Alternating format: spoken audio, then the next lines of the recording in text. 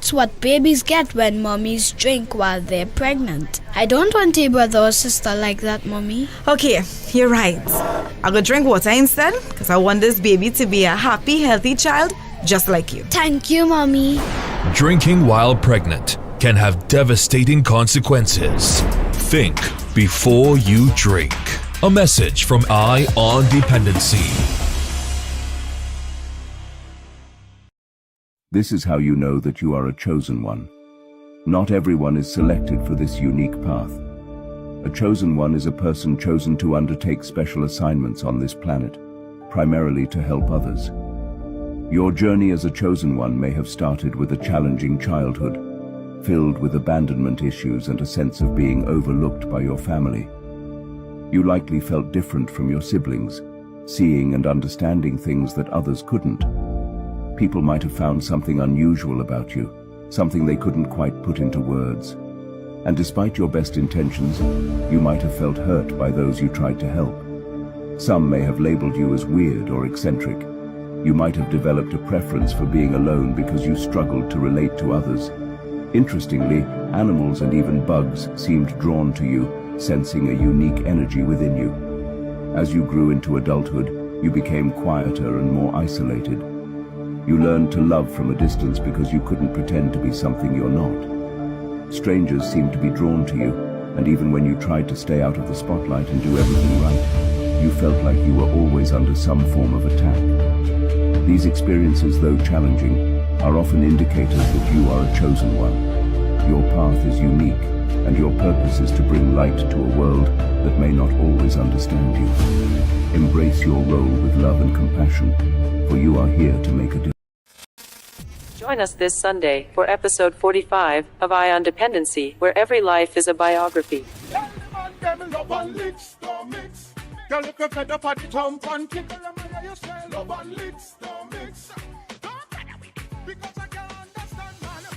We've heard a harrowing story over the past 3 weeks, suffering physical abuse, becoming blind as a result, navigating the trauma of her daughter's sexual abuse. Aneesa returns, this time to talk about her fight for freedom through divorce, a struggle many women endure. He fought me 2 times. He didn't want to get me my divorce. And at that time, he was already living with somebody else, have a whole child with that person. After years in an abusive marriage, was divorce really the answer? What challenges did she face trying to end it? And what does her journey say about how the legal system supports survivors of abuse? Listen live this Sunday from 10 a.m. on I-95.5 FM or watch live on the Eye on Dependency Facebook page or YouTube channel. The Counter Trafficking Unit, Ministry of Homeland Security brings you Eye on Dependency. We don't just share stories, we change lives.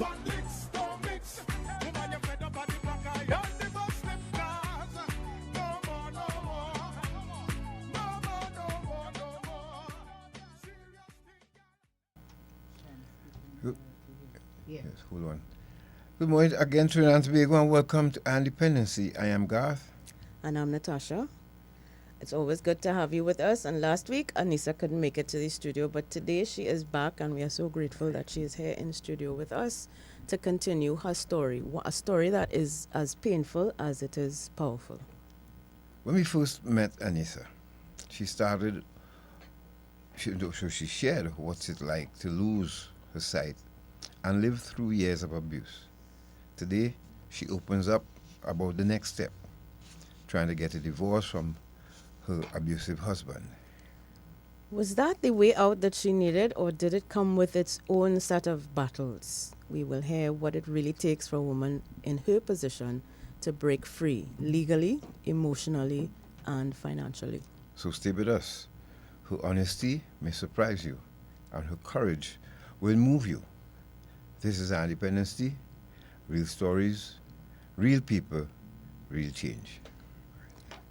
Good morning again, Aneesa, and thank you so much for taking the time. I know it's a challenge for you to get here, but we really appreciate you being here. And the reason why you're not seeing Aneesa, for those of you tuned in on YouTube and Facebook, is because she does not want her identity to be revealed. So we are respecting her in that regard, and But she's still brave enough But she, yes. and courageous enough to have traveled all the way from San Fernando, to be exact, and to come here with us this morning. Yep. So, Aneesa, welcome. Good morning to Mr. Gart and to Mrs. Natasha, and good morning to all the listeners on 995. Good morning. You helped a lot of people, Aneesa. Will you believe it or not? Yes. You Yeah. have. A lot Yes, of I people do. have listened to your Yes. story. And you, despite some people thinking that it should be easy for someone to leave an abusive relationship and why it stays so long and all these different things, you really gave a lot of people food for thought, especially people who are in current situations like this. We hear stories, we try our best to see if we could help, Aneesa, but we really have a problem in Trinidad and Tobago with domestic violence. We really do, and it's unfortunate. So let's go to, let's start this journey with you again. And for people who don't know, this is part 3 of Aneesa's Stay With Us. This is how significant and potent her situation is. Yes, her journey really and truly, because it's not over yet, right? So we want to focus today on the separation, the divorce. And we'll start off by asking, when you first decided to file for divorce, what was the main turning point that pushed you to make that step? Well, for me, the main turning point would have been, I don't know if you all, Mr. and Mrs. Sinclair, and to my listeners, if you would remember in the first interview, I would have mentioned that I started feeling that distance between us after the abuse and after me realizing who he really was, who he started to show himself to be. I started to feel that distance. And then to top it off, to find out what he did to my daughter. And even in the midst of all of that, I found out that he was seeing somebody else. So that gave me the courage I didn't know the whereabouts as to how to go about it. I've never done it before. But I would have sought information and, like how to go about it. And I applied for my divorce. And in the midst of me applying for my divorce, it was very challenging because he would try to communicate with me, asking me to not do that, asking me that he wants to know, because he had already realized that the horse was out of the stable, so to speak. Right. So he would continue to try to communicate with me. We had separated from the marital home first, and then I decided this is the move that I have to make. And I applied for it, but as I said, in the midst of it, he would have communicated with me, asking me, he wants to renew our vows. And at that time, as I said, he was seeing somebody outside of the marriage and had a child with this person. But he didn't know that I found out that. Wow. So to top off all of that, I decided, 1, you're abusive. 2, I don't feel that connection anymore. 3, you abuse my innocent child. And what's next? What am I staying? There is no salvation in this marriage anymore. That's what I was thinking to myself. And so, as I said, I applied in the early months of 2018. And it's not until 2019 I was able to actually we were able to go before the court, and I was granted my divorce. But before we get there, though, what was the process like? Because I think a lot of people are, as you may have been in the interim or at the beginning, really intimidated by or afraid of, or just not aware of what would be required of you in terms of getting the paperwork started. And how did you feel going through that process? Did you feel like you were being shut out, or that you were being supported through that? In the early stages of me applying for the divorce, yes, I felt, because again, stacks of papers. But I had the assistance of a family member, a relative. I explained the situation to her, and I opened up to that family member, and she would have assisted me throughout that journey. But in the beginning, yes, it was kind of, when I see all these papers and you have to get this and you have to go here, get that, it was kind of as a deterrent for me. Yes. But then when I think about not being able to get my divorce from this young man, I decided no, I would go through with it. So in the beginning, yes, it was. It felt as a deterrent. Yeah, a mountain to climb. Yes. So, and you just mentioned how your blindness would have made it more difficult, but you said you had assistance in terms of filling out the paperwork. Yes, in terms of filling out the paperwork, yeah. And you mentioned a little bit about how he reacted. Yes, his reaction was, I would say, you know, we Chinese have a term we say bold-faced. Well, he was rather bold-faced. In the midst of all he put me through, he still had the audacity to message me, try to contact me in whatever way possible, and ask me first he wants to renew our vows, tells me he still loves me, asks to meet with me. At one point when he realized that he wasn't getting through to me, he started to send threats to me and tell me he knows why I'm working now. I changed jobs about 3 times before I was able to stop, before I had to stop work, all this time we were already separated. So he would have continued to challenge me and send threats and things. And when he got the information that I was going to give him my, the divorce, that I was asking for a divorce, he went a total difference. Why I said that is because it went from, I want us to renew our vows, I still love you, I made a mistake, and to then it switched to, I know where to find you. It's just to pay somebody. It take nothing to get rid of you. It's just to pay somebody and get a man a weed smoke, and I could get rid of you. What? Yes. But I was not intimidated because I had already made up my mind. I said, you could say what you want. I am giving you this divorce. And I blocked him. I changed numbers as if, I think the network providers here in Trinidad and Tobago are well familiar with me because I would have changed numbers almost every 2 months just to get rid of him. Listen, let me ask this question. So first of all, when you all got the divorce, you were able to go live in separate places, right? Yes. Before we divorced, I would have moved out of the marital home. Right. Now, this same person who beat you so bad till your top row teeth came out your top lip, blinded you, molested your child, now telling you that was a mistake, and but then right after he went back into normal mode by threatening. Yes. And this is the type of narcissism that exists out there, and it's really sad to know that, you know, he would put you through all of that, and instead of disappearing, sending threats to as well to unalive you. But what do you think he was afraid of, apart from having that control over you? What do you think he would have been afraid of if you divorced? I think he was afraid of facing reality. The truth. Yeah, facing the truth, that you would have facing pursued reality. Legal action and Yes. all of that. Yes. Because in the midst of all of this, me seeking my divorce and all of that, even more information came to me, and that kind of catapulted me to, because when I would have signed up for my divorce, that process was very long, and that would have catapulted me to, I would have be constantly communicating with my lawyer to find out, well, when is this going to happen? And by the way, my lawyer would have to sign in care of, so she didn't give, I didn't want to give my location, my address, so all the documents presented before the court was in care of my lawyer.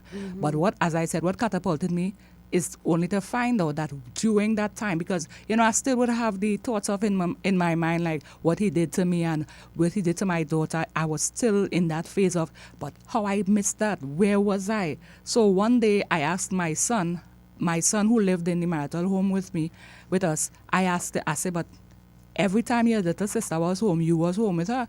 So I asked him, I said, you ever see any weird pattern or behavior from, and I mentioned the name of my ex-partner at the time. He said, yes. He said, when you're not home, mommy, he always sending me by the shop. And when he sent me in the shop, he told me to go and buy one thing, and I know that is what I hear, mommy. And when I come back, he tell me that is not what I sent him for. That's what he sent me for. He said, mommy, I used to be on the road right through. because one of the proprietor at the shop told me my son comes to the shop often. I was wondering why. So when I asked him, that's when I realized he's sending his her brother so that he could have time alone with my daughter. And then my son would tell me, Mommy, you know, he used to beat me. I'm so glad we come out of that house. I said, what? Then he told me of stories of when he would have hit him with a broomstick. And he said, I remember one day I did come home and I met the broomstick broken, and I was given a different story. So finding out all of that, my son was about 7 going on 8 at the time, and he would have beaten my son, hit him with a broomstick in his head. But at the time I found out that, as I said, I had already moved out of the marital home. So that would have catapulted me. You abused me. You sexually molested my daughter. You Physically threatened assaulted me, your son. and he physically assaulted my son. And I say, if I had found out that whilst we were still in the marital home, I don't know if I would be sitting here today. I probably might have still be behind bars, because sometimes the law could be sort of, you know, unfair at times. But I thank God that I was able to make it out alive, and my children made it out alive. I am hurt to know that they would have gone through that horror, but by the grace of God, we are out. It still traumatizes them. From time to time, they would speak of how glad they are that I had left, and you know, they would speak of how hurt they are to see me in this state that I cannot see. There's one time that same son of mine, he was a little older then, at 15 years old. I was packing out something in my room. I didn't even know he was looking at me, and I heard him start to snort. So I said, what happened? He was sniffling, and he's crying. He said, I can't believe that he do this to you, Mommy. He said, Mommy, you can't even take care of us the way you used to. He said, look how you have to feel around. He said, Mommy, if I see him now, I will make a jail. And to hear my 15-year-old son purport that kind of statement, it hurt me, but I understood where the pain came from. Yeah. So throughout my journey, and even up till this time, I am still haunted by the things that I've been through. And as I said, my children as well, from time to time, they express, you know, that horror that they've been through, but grateful that we are no longer in that situation. He's no longer in their lives. And If you you're know, just joining us, you're listening to Dependency, and we are in studio with Aneesa, who's continuing to tell us of her journey with this monster. And I use the term because the more we hear, and I am sure that chronicled in a book, it would be a thick one. But it's sad to say, brother, whoever you are, wherever you are, after listening to someone that you were married to, you know, to hear the person speaking like this now, it's really, I don't know how you feel, but go ahead, Natasha. I was just gonna ask, what were the grounds that you cited for divorce? The grounds that I cited for my divorce was, of course, abuse, but abuse of, well, physical abuse to myself, Right. and he was, as I said, he had another child. So I would have did my little investigation, and I found out that he's living with the person, and you know, so that also. So I would have put forward that the marriage is irreconcilable. It can't be reconciled. Right. And I also, the molestation of my daughter, I put that forward as well. But in the previous interview, I would have mentioned the police officer who was my daughter's then caretaker. Yes. Really didn't do anything. Really did not do anything. She said, and I believed in her in the capacity of who she was, that she told me she would do the report. She told me the report was made and they'd taken care of it. And for years, over the years, when I decided now, because as I said, that's in 2018, I filed for my divorce. That was one of the grounds as well, but that had to be cancelled because I couldn't get an abstract of the report that was made, the alleged report that was made. I have to say that. But there was no report. Yes, it was none. So I was able to get the abstract of the police report that was made when I was abused, the hospital's report that I did, a copy of the minor surgery that I had to undergo. I was able to get the abstract of those. Right. So those were the grounds I would have filed the divorce under. Did your intuition kick in at all to maybe even ask yourself, I wonder if that's with this person and your ex? Did it ever cross your mind that probably she was protecting him for some reason or the other? As time went by, yes, because when I started to connect the dots, I'm a person, my mind is always going. So when I started to connect the dots, I say, but why would you, in the capacity of a police officer who claimed to have loved my daughter as your own, and she confided in her, my daughter didn't tell me, and you came and you told me, and somebody who, you see my situation, you know that I'm trying, and you did not.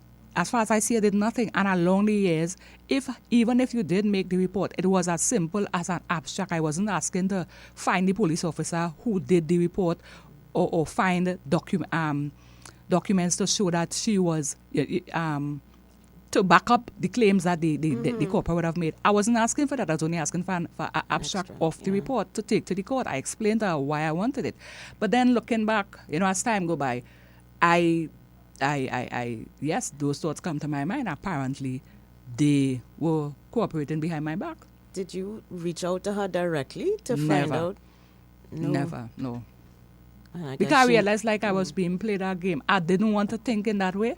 But when every time I would call, even if I had to come to the station that she worked, to collect it, which I would have done that to get the other documents. I went for myself, as impaired as I was at the time.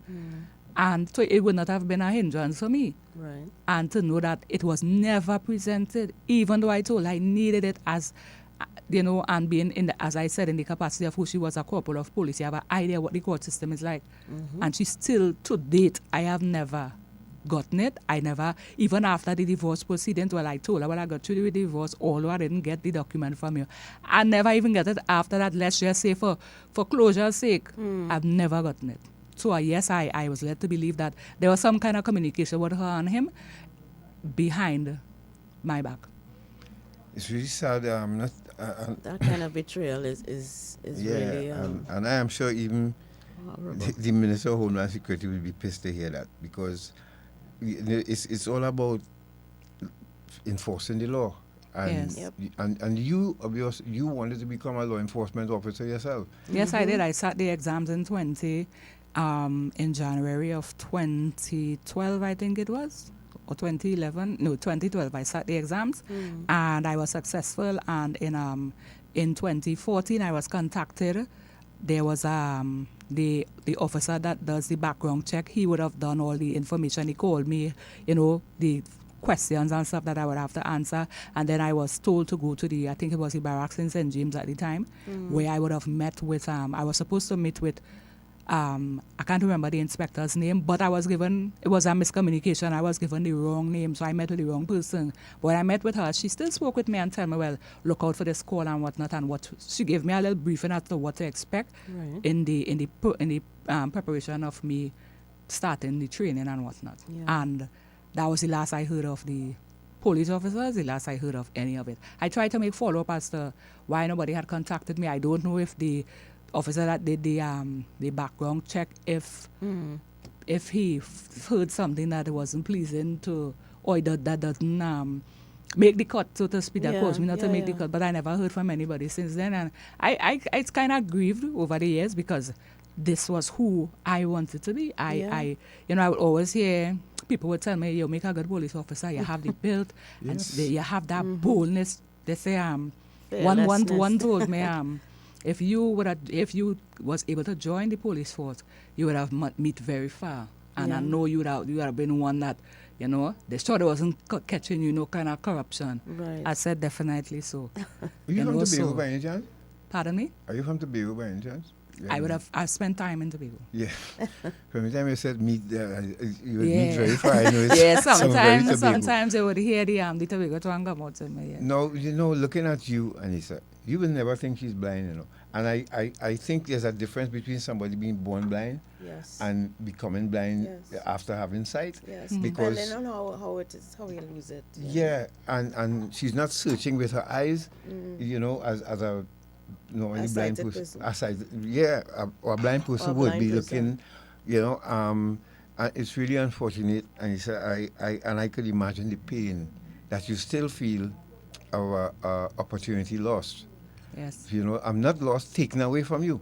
Yeah. Because to beat someone and, for blindness to occur after being beaten for so long, it's This, you know, I want to say again to the people concerned who listening, and I know you're all listening, whoever you are. As a recovering crack addict, one of my things was to make amends to people I would have hurt.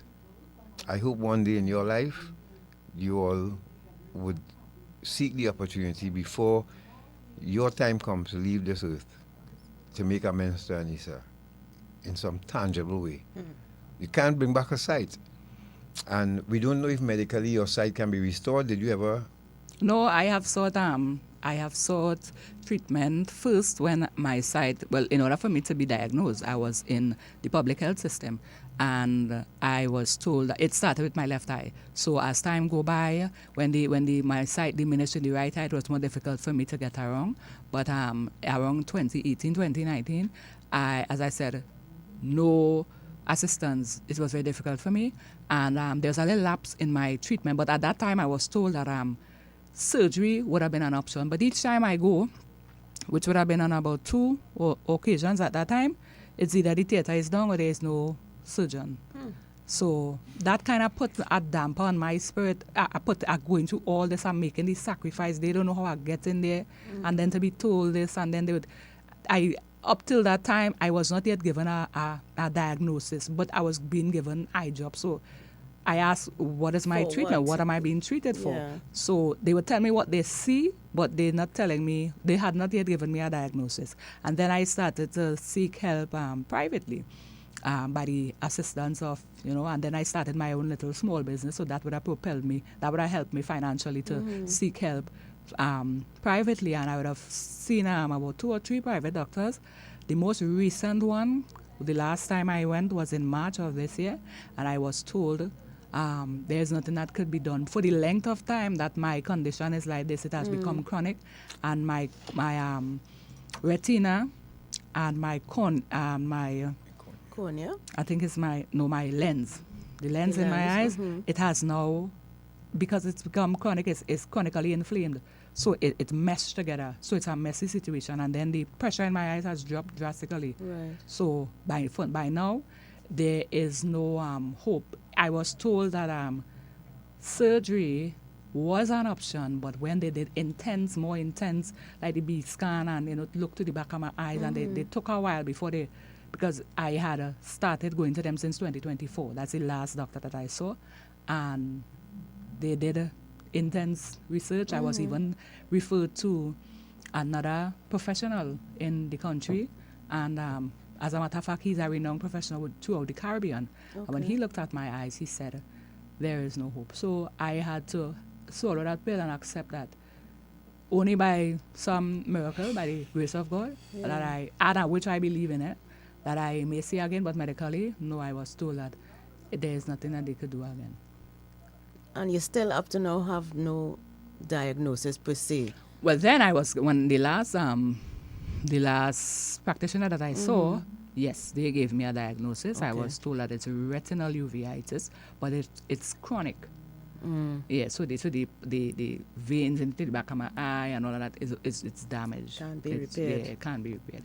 I was told that probably I may be able to seek help outside because they would have more advanced machineries and stuff, technology and things to me. And I did start to seek help on the outside, but again, red flags. Wow. Which include you have to have at least, to start with, at least 100K US, Yes. maybe Correct. because to restore sight in both eyes, there's a lot of surgery and procedures, and you have to stay up there wherever it is for a couple months even. It's a long process, And if you're just joining us, you're listening to Dependency, and we are speaking with Aneesa. Aneesa is here in studio with us, and she's taking us through her horrific journey. And when I tell you this is a strong lady, I cannot stop saying that. Yes. She's an emotionally strong person, and God has kept her here for a reason. And we ask you, our Facebook listeners and listeners, and YouTube followers, please keep dropping your love for her here this morning. Give her that encouragement, because I cannot imagine now a life without sight. I just can't. I was talking to Jackie downstairs before Aneesa came, and she also, reminded me how strong Aneesa is. And I think based on our conversations, she would have said it's her faith that is really carrying her through and helping her not to be angry or bitter about the things that has happened. Yes. How do you, as we on that point, could you again sort of explain to us how you have managed to not be bitter and angry and live in that? In the beginning, I felt resented, and I also, I reciprocated resentment myself, so I was resentful as well. And I was bitter, and I started to feel ugly. I said, because I was a jovial, bubbly person, very strict, very, what I say what I mean and I mean what I say. I was that type of person. I was a person that, I would always take on a challenge. I wasn't afraid of that. But then when my impairment, when this started to happen to me, I started to feel vulnerable. Yes. Because I had children to take care of, I had children to send to school, and I couldn't find it in me to see that, to have seen that at the end. So I was bitter. I would have shielded off a lot of persons. Yes. And as I say, as time go by, I started to feel ugly, and I prayed. I said, God, I don't want this. I don't want this. This is not who I am. I need help. And then I decided to seek counseling, and that counseling really did help me. And continually praying and talking to God, because some people tend to think that God is a myth. He's real. He is real, and He has seen me through. And throughout my interview, I know by now, you all at the studio here and the listeners would remember me saying it's by the grace of God. It truly was. That has kept me and helped me to overcome the resentment to the point where, for today, I could honestly say that police officer that took advantage of me and my situation, I do forgive her. My ex-husband who tried to destroy me and my destiny and the life of my children and the life that I could have given them, I forgive him. I had to find it within myself to forgive him because it's a heavy thing to carry around. It is. And I started to see myself showing that bitterness to my children, which they didn't deserve. And that was the pillar, that was the icing on the cake that caused me to seek help. I needed help to let go, to vent my feelings. I come to understand I'm only human, so I would feel that way. But I need to direct that feeling elsewhere and transform that energy into positivity. That for today, I sit with my children and we laugh and we hug one another, we talk, and it is a feeling that money can't buy. So at some point in the beginning, I was resentful. Yeah. I was bitter, very bitter. I didn't used to smile, but as I said, I saw me becoming ugly. And not facial because I couldn't see, but me, my personality became ugly, and I needed that help because it affected my mini-me's, as I call them. Yes. And there was a lot of misdirected anger. Very much so, undercurrent, and it started to cause them pain. I would hear, they wouldn't tell me, but I would hear them when they gathered together, and why mommy I was balling up on me, and I said, no, this is not me. This is not where God lent me children for. So, my faith really did see me through and continues to see me through. Let's go to a break. Where we have, apart from our PSAs, there's another motivational one for you. It's called The Chosen One. See if you hear yourself in this one, all right? And then we continue with Aneesa, because I'm sure that misdirected anger would have led to some situation she encountered with her two daughters. That's another pain she had to bear too as well. And this lady in studio here with us, really strong. We're also going to highlight again the CTU at work, the ending of her career of a Zimbabwean cricketer, and the police in Tobago made a discovery. Now, if nothing else, parents, those of you who can jump on YouTube or Facebook, we would like to find if you ever see any of these pills in your home, in your child's bag or whatever. They look like that sweet that they sold, that tablet they sold long ago. That used to come in a little in cylinder. A roll. Yes. Yes, it looks just like it. Yep. But so you have a chance, because I am telling you again, Trinidad and Tobago, as God is our witness, we're not making this up. Yesterday again, we got a call from a father this time, and his son, who are experiencing serious psychotic episodes. Yes, mental health challenges as a result of ingesting drugs. Drugs. And this time given to him by a close friend. And listen, there are a batch of drugs out there that sending our young people and having them been admitted to St. Anne's Mental Institution. We are not making this up. Let's go to a break. Whoever doing this to our children out there, may God be with you. We'll be back.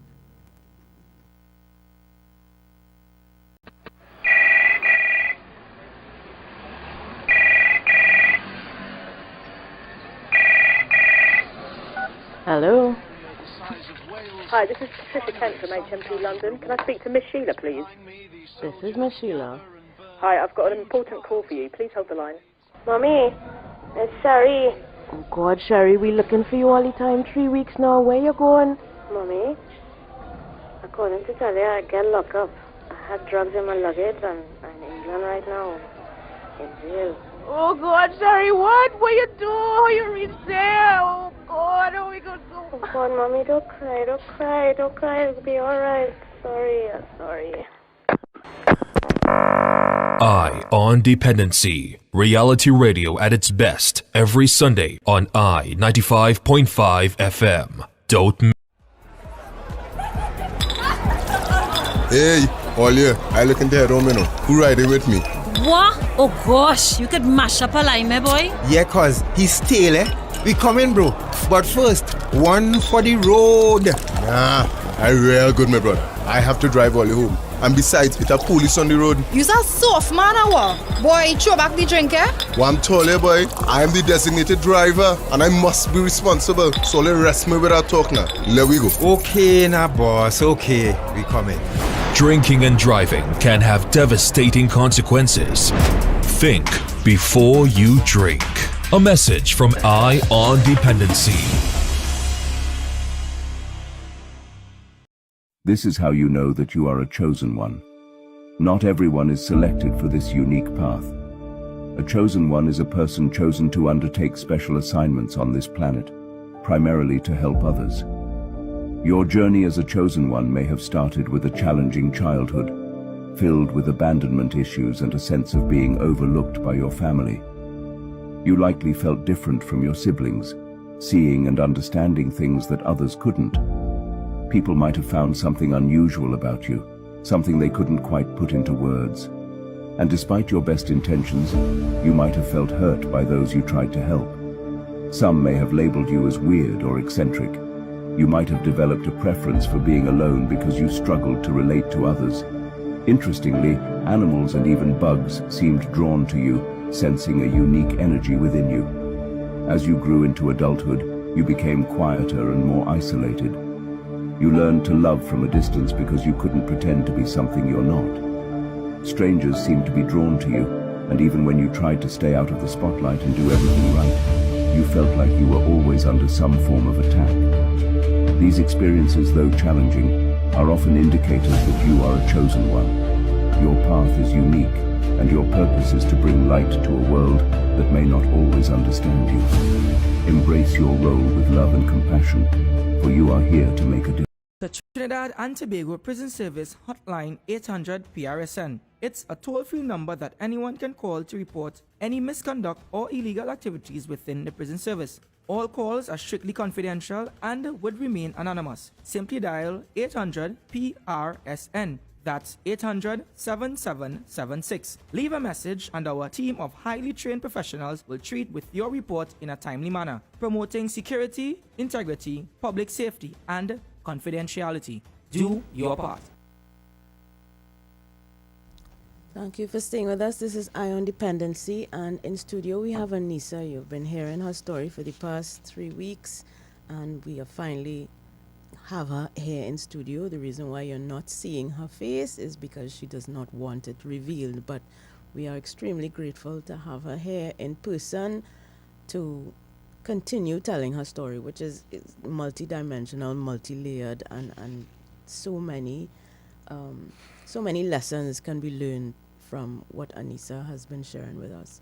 I just wanted to talk back to that, the last thing she spoke about, forgiveness. And I, as much as I understand, and she does too, that forgiving the persons who harmed you is important for you as an individual who have been harmed, in order for you to move on with your life and to heal from the harm that has been caused to you. But Aneesa, you mentioned the fact that you're not sure whether pursuing justice against the person who harmed you is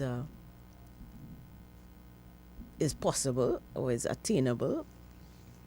Yes, at this time, because of the time lapse, I'm not sure if it is. But if it is, I am willing to go the distance because, yes, I have forgiven him. And as you indicated a while ago, forgiveness is for the person. That was for me. I had to let it go. Yeah. You know, and it has done me a great, immense good, you know. But that don't mean, that does not take away that he perpetrated that act on me and my children. Yeah. So he needs to face the law. So if it still can be done at this point in time, of course, I would go. Willing to pursue it. Yes, 100%. Yeah, because one would think that someone leaving you in that state and at their hands of what happened to you should be in some way be responsible for even taking care of you in a certain way. My the courts will maintenance. decide that, how that is done. Once it's proven, and of course, you know, he'll get defense. But the thing is, it happened. Now, because of this, how you were taking care of a family. You had your family under control, and then this happened. Do you think that misdirected anger? Let's go to your daughters now. What happened to them, and how your situation could have possibly pushed them in a direction? Because first of all, he exposed one of them to pornography. Yes. And at the age when she was just 4 years old. Yes. Did that affect her later on in her life? Was she? Tell us about that. Yes, very much so, I would say. Now, I am not a professional psychologist, but I am their mother. So I am a natural psychologist, I am jury, I am judge, I am teacher. I am all because, as I said, I raised them as a single mother from a young age in their life. I raised them as a single mother. So I was all of that. And I learned them. So, yes, it did affect her. As time go by, when they all, because at a point in time, if remembering my past interviews, I said that there was a point in time when none of them were with me. Yeah, and when they all returned, when they were all back with me under the same roof, I had to fight the system to get my children back. I had to fight. The only one that I did not, my three of them, the middle one in age, I didn't have a struggle with her because she was not, her situation did not enter the court system when she was not with me because she was with a relative. Okay. But the other two, I had to fight the system to prove that I am fit, as I am blind. I don't like to call myself blind, but in the sight of the law. So that happened when, after that incident where you were seriously hurt, they were taken from you. Yes. I don't think you went into a lot of detail about that. Could you just briefly explain how and why that happened? Okay, so when I had left the marital home, it was tough for me. As I said, I did not have a plan B. I just had to leave because to save myself and to save my children, you know, so I would have left. And yes, I encountered a lot of struggles, and I didn't open up to my mother and my family members about what really was going on. And I would have explained that on one afternoon, my children, they had asked to stay back to practice for sports. They had a sports day coming up in school, and I told them no because they will miss the bus. And they had a little journey to travel, and if they had missed the bus, the next bus would have been coming too late, and I didn't want them on the road that hour. But on that day that they stayed back, I was hospitalized. I wasn't feeling well. Right. And in the hospital, after 6 in the evening, I called the person that would have received them home. I said, you see my children come home? No. After 4, I called them. No. After 5, no. After 6, I started to get worried. And I got a call from the police that they asked me my name. I identified. Well, they need to come down to the police station. They told me what the ride was. And I went down there. Your children are here with us. So I get worried. Sick as I was, I had to discharge myself, and I got down there as soon as possible. I got there. There was one of the police officers that, I guess he just doing his job, but he was very, he was a little harsh. But there was this one who I believe he was there. I believe God sent he there. He had to work that shift that evening because he was so professional. He sat, he listened to me. He said to me, he said, I know you are not at fault, mommy. I could see you trying, mommy.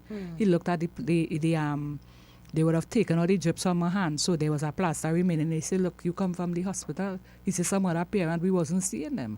And, he said that because of the nature of what had happened, his superior says that they are not going to let them back into my care. No investigation, no nothing. Wow. They're not going to let them back into my care. So that was 2 of them. And they were taken to a home in the area temporarily. My mother was still alive at the time, and my son was released into her care. I was grateful for that. And my daughter, which is the younger one, she was placed in the care of, how to say this, that same police officer, a caretaker, behind my back. It was unknown to me. The next time I got a phone call. When I called now, I said, well, where's my daughter? So and so came for. Was that the same station that she was assigned to? No, it wasn't the same station. But So she went to the home because they were placed in the home, and there's where a family member, as the officer would have explained to me, that his superior told him that they are not to be placed back in my care. No investigation, as I said. No, things were put to me. They didn't ask me questions. They were putting it to me. You're not taking care of your children. Why are they my daughter's uniform is looking dirty? I said, but this is after school. Correct. And she was only 5 going on 6 at that time. They stayed back, they were playing. It's not like they're looking unkept. Yes, so they you in the hospital. And you were blind then, right? Slightly, because it was only in one eye at that time. And you were there for the entire day. A medical reason? I'm sorry, what was your reason? Sorry? I am diabetic. So at that time, my sugar was, because I frustrated, things was tough, as I said. Right. I had just left the marital home. Yeah. And so my sugar was high, and I didn't know. I feeling unwell, and I went, and when they checked it, they had to put me on drips, and they kept me for observation. And so you got the call there, and yeah. you decide, let me take all these drips. Yeah, I had to discharge myself. I had to ask them to, and I signed out and discharged myself. No, that's a responsible person. Correct. But you were told that your children would be they will not be placed back in my care because they're not safe with you, because that's what one day out of how many ever days they didn't manage to get their drop home. And even the officer, as I said, there's one officer that he was so professional. It's almost like he took off his police uniform and he was human to human.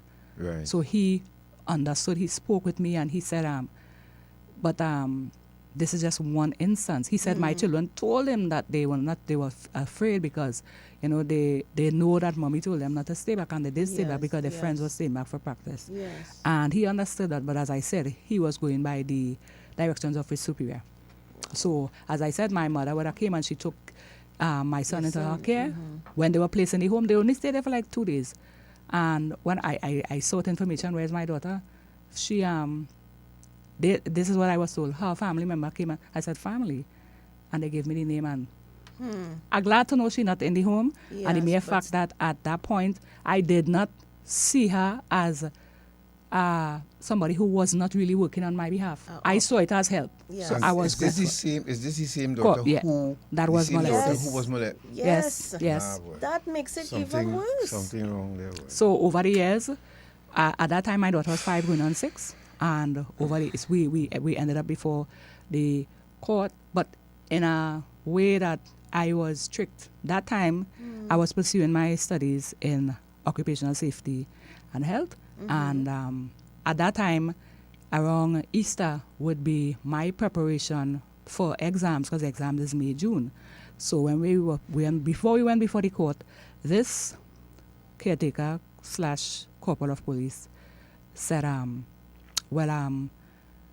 in the interim, I will keep her in my care, but there are things that I want to do for her. I have land that I want to put on her name and have a, I can't remember the name of it. I think it was some sort of insurance where when she turns the age of 18, if she wants to pursue further education, she can. And I said, well, at the point in time, as I said, I really honestly believe that this woman was God sent. She is acting on my behalf, and like, oh my God, where did she come from? She came in the right time. As time go by, I get to learn that that was not her intention. For today, I still sit as recent as yesterday or the day before yesterday, I say, what I do this woman, what I did to her. After, over the years, what I would have experienced. So my daughter went to her care, and before the court, there was an interim order that she would stay in her care. I would have agreed to that based on what I was told. Right. And I would have agreed to that. And so the interim order was, but at that my daughter would spend holidays with me, which is the August and Christmas holidays, not the Easter, because it's a short period of time, and at that time was my preparation for exams. So that was agreed upon. Here comes year one in the ladies' care. Never saw my daughter, only on phone. I went to her. I called. I said, well, I'm here to collect my daughter because the court order states that, and that was for the Christmas holidays. Yes. And I when she realized that is what I came for, I called and I called and after that I called from all different numbers when I realized no, she's no longer taking my calls, and so I went to the station. Right. And I asked for an abstract of the interim order to now go back to the court to show that she has breached the order. Yes. And she was a police officer at the time. Yes. And when I got there, they put camera around. They tell me, I can't get it now. I'll apply for it and come back in 3 days' time. I say, I want to do this thing today. Only to know when I had left there, somebody who, I don't want to say the person's name. No, don't. That doesn't know, I didn't tell anything about, started to talk to me. And they told me, when I went to the station to report what was going on, an officer directed me to go back by the court, which wasn't far from the station, and to get the abstract. But that some officer in that station contacted and let her know I am there and I'm seeking information and I'm on my way to the court. I am, at this time, I have no proof, so I would like to believe, I'm being careful with my words, I like to believe, a call was made that I was not able to get that abstract. But as time go by, I went back home, I cried a lot. And see, come year 2, still, I'm only be able to communicate with her via phone. And if I have to meet with her, I have to go to her home to spend time with my daughter, which I went with it. I want to be able to spend time with my daughter. I don't want my daughter to think that I gave up on her. Yes, and as time go by, as she grow, like I said, one day I'll be able to tell her the truth. It comes year 3, and my family got involved. My father, I told him, he asked me, he said, what about the last one? I don't know her, never see her. Then I opened up and I told him, he said, what? He said, no, so he contacted, I gave him her contact, and then they contacted her. And that is 3 years later, I was allowed to spend time with my daughter because she was given to my father to spend the Christmas. Oh. After the next year, yes, because my father got involved now. And year 6, there was a death in my family, and I would have asked to have her attend. It was a close relative, and she came, and whilst in my care, at this time she's about 11, 12. Right. And at that time, she's old enough. We would always communicate via the phone, or whenever I go to the lady's house, I would spend a couple of days, and so we talk, but we could only talk as much as You know, there are things that she wanted to open up to me about that she didn't. So now that she's in home by me, she feels more protected, more safe, more comfortable, where she could talk to me. Yes.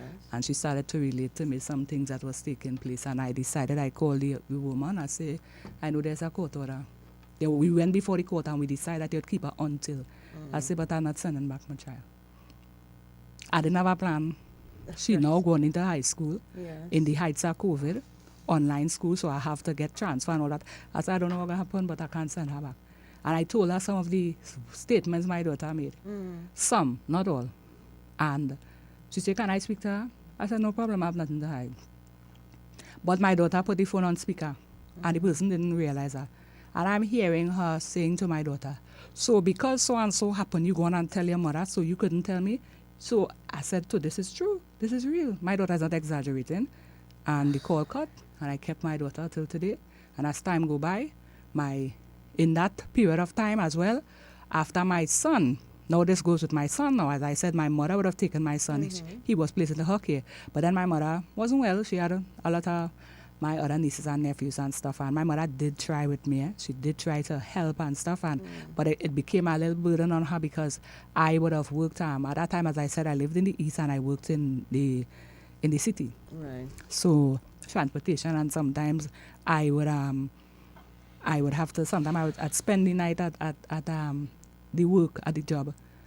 Sometimes I'd work extra shift for time saving. Yes. So that was kind of challenging, and he was placed back into my care. And not too long after, a family member would have caused a rift where I had to leave. I didn't do anything wrong, but they caused a rift, and I had to leave. So I left with my son, and eventually, the same police officer that was very kind to me, I reached out to him and I told him I needed help. And so he agreed and he did help. And he said to me, because in the capacity of his job and who he is in this whole investigation, you know, it will not be appropriate, but he would help as much as he could. And he did, as I said, he did really, really help.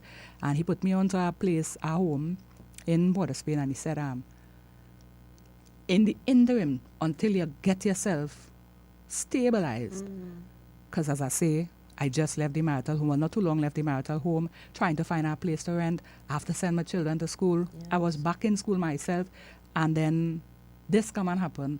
I needed the help. Didn't have much family help at the time. The few family members that I told didn't have much help from them. And so, and some of them not because they didn't want to, but they couldn't at the point in time. Right. And so he was placed at the home, and I was there, the office, on the day that my son was handed over. It was bittersweet. I said, well, okay, I know you're comfortable here, because when I had to go to work, sometimes he had to stay home by himself. And I was really scared about that. And I felt comfortable, not knowing that, wow, this was one of the greatest challenges of my life. The social worker that was assigned to his case, it was agreed upon that it's an interim order. He was not taken away from me. I need help, and I turned to the state, and at that point, that was the most suitable place for him. And as time go by, this social worker, my God, I don't know if she grew horns. I'm not trying to speak her, but that woman gave me a run for my money. She started to say that I cannot come to the place to visit him. I said, why? That was never an order in the court. That was never a place. At the interim order is that they're giving me time to get stabilized myself. All this time I'm losing my sight. The sight in my next eye is going. So she starts to look at she said, I'm not able to. I said, but I leave from where I am. I come here and I visit him every weekend. Whenever I am given the time, I come. Whatever he needs, I provide it. How are you telling me I'm not fit? But from what I saw, because I started to challenge, I thought that I was not being dealt with via protocol or procedures. I thought she was being opinionated, because I said, what part of the law states that because I am impaired, as long as I can provide the care for my child, I don't think that this should be a hindrance. And because after as time go by, there were arguments between her and I as if we were friends who fall out. And she said, you are a threat. You are a threat because your child have to say about you. I said, never, nowhere had that ever happened. You have proof of that? When my mother passed away, my son, he was still in the care of the home, and he was allowed to come home for the funeral. And she didn't want to send him. She said he would have to come along with her just for the day of the funeral, and she'd take him back. I said, no, my son not in prison. So there were times that her and I started to meet tooth and nail until I wrote to the ombudsman. I said, no, you have to be dealt with because you're going outside of your realm as a social worker. You are supposed to be the liaison for my son, between my son and the court. You are not doing that. You are not assisting. You are not helping to repair this, because initially my son was placed there for help. I came for help. He wasn't taken for my care. I said, he is not a child in need of care. He's a child in need of supervision, because I needed that help at the time. And yes, my side started to go bad, but that wasn't my fault, you know. Correct. And Correct. that was an uphill battle. And on the day that that went on for, my son went in there when he was 8, going on 9, and at the age of a month before his 12th birthday, that's when I think the children's court was now in operation. And my son his case was sent there.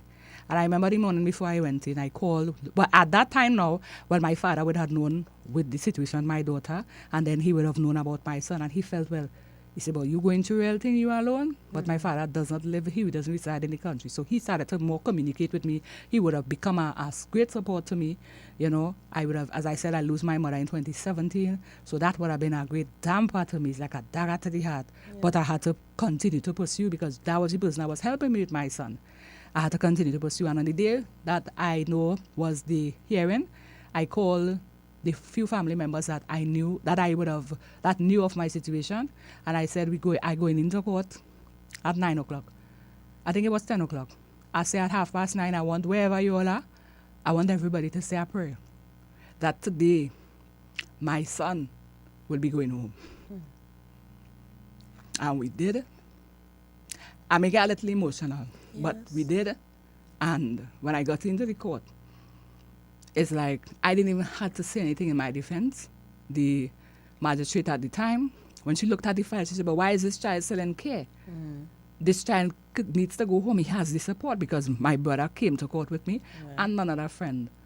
So, and you know, I think it was the probation officer would have did her research and see that I'm not at fault. I do need help, and I have grown. My situation has matured to a better place.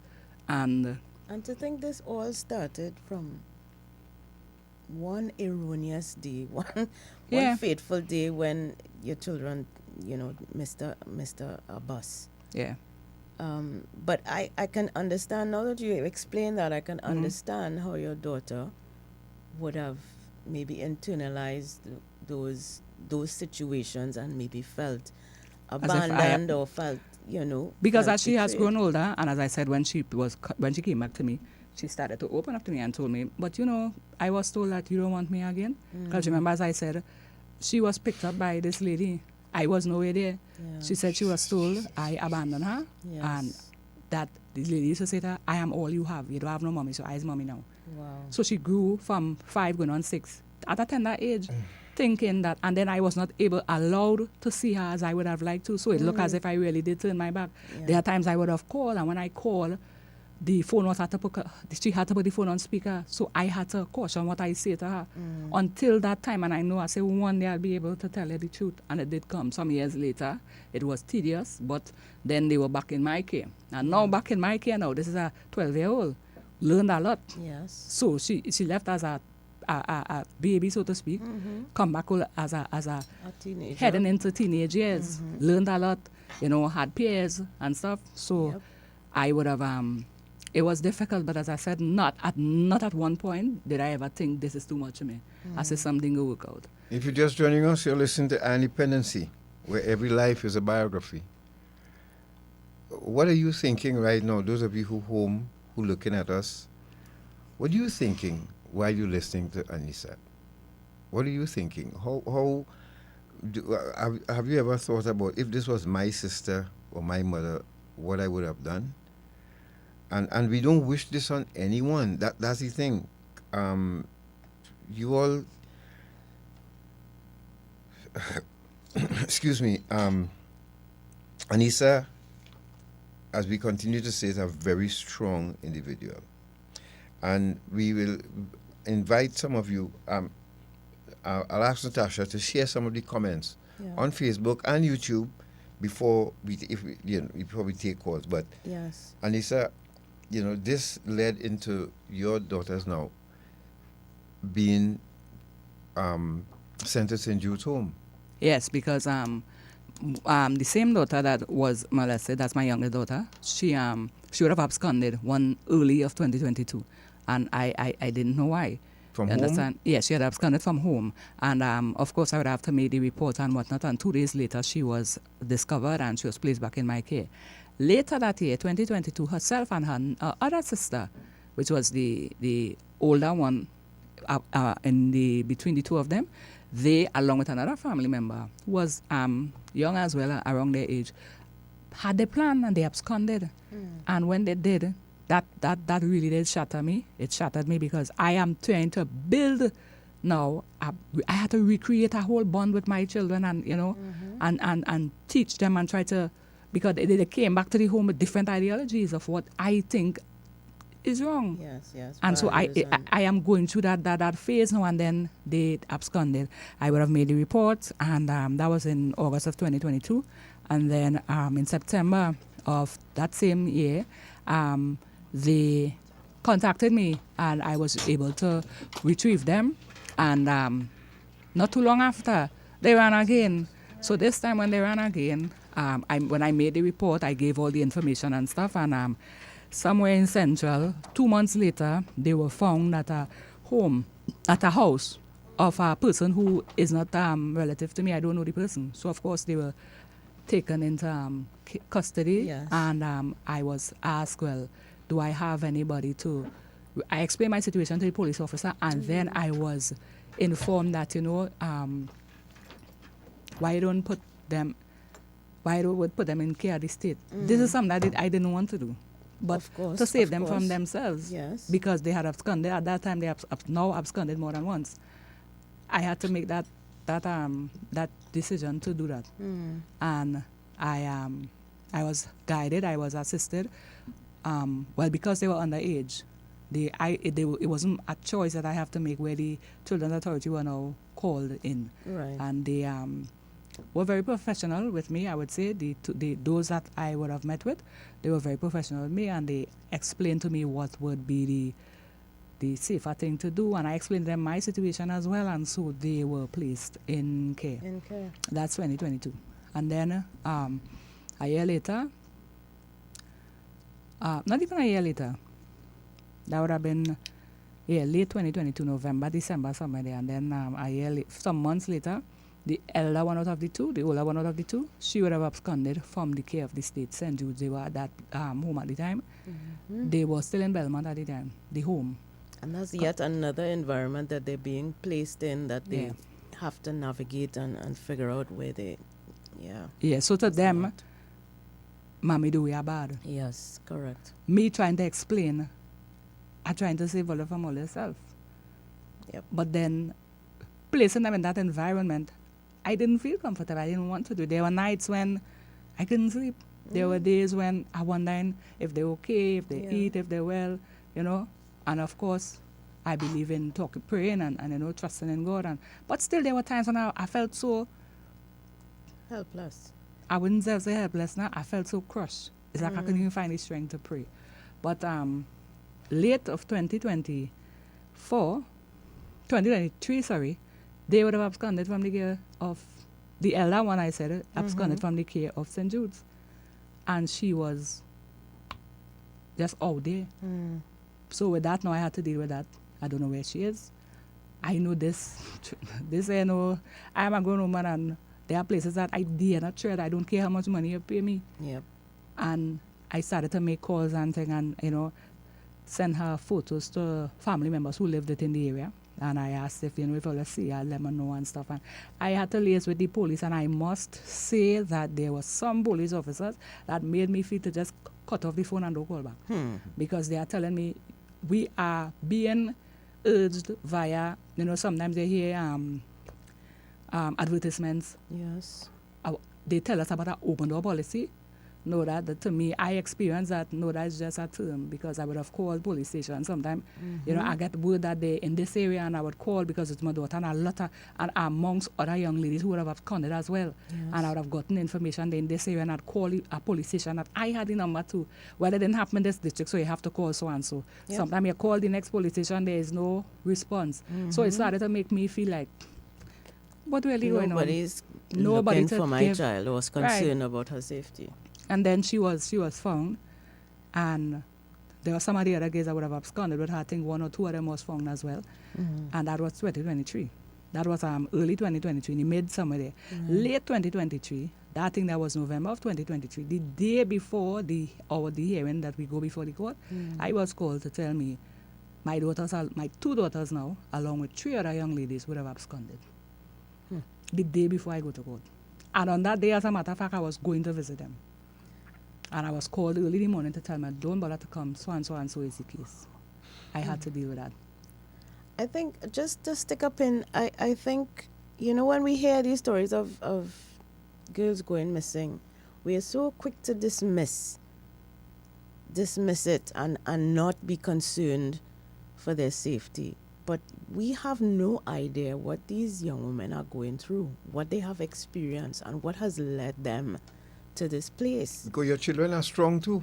Very much so. They have been through, Yes. and I could imagine there are beasts walking among us Who would take advantage of them for they that have no very problem with reason. that. Yeah, that and it did happen, as a matter of fact, because as I said, they absconded in November of 2023 along with some other young ladies, and later that year, almost close to Christmas, one of them contacted me, but I continued praying for them, and one of them contacted me and they tell me, I felt good to hear from them, to know that they are okay and stuff.